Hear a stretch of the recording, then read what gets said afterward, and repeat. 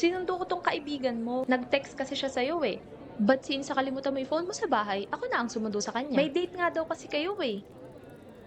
Siya pala yung sinasabi mo sa akin na taga-resort? Siya ba ang mag-a-arrange ng honeymoon natin, baby? Alam ko na. Ganito na lang. Hihintayin ko kayo sa labas habang kumakain kayo. Pagkatapos nun ano? Ha? Anong gagawin niyong panghimagas right after lunch? Hindi, punyeta! Maupo ka, babalian kita ng buto!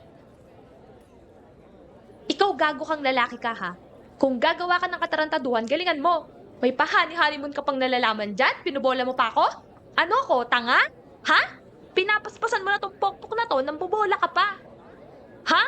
At ikaw na babae ka, kikilalanin mo kung sino kinakatalo mo. Walang iya ka!